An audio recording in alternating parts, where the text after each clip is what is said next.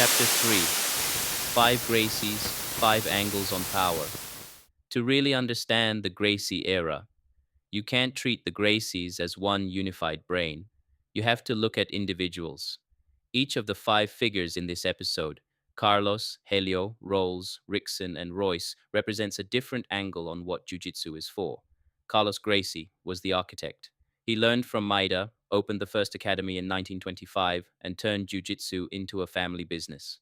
He wasn't the main fighter, he was the organizer and strategist. Later, he became obsessed with diet and health, developing the Gracie Diet and treating food almost like a form of daily training. Early on, his classes were not for the masses. They were private lessons for Rio's upper class.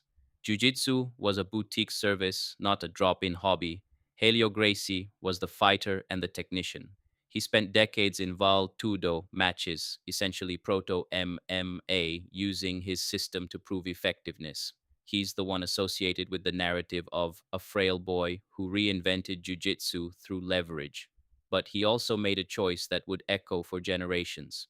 He dismissed certain techniques, especially leg locks, as suburban, a polite way of saying low class. That prejudice against leg locks would later become hard coded into competition rules. Rolls Gracie was the disruptor. He cross trained in wrestling, judo, and sambo. He didn't worship the family system as complete.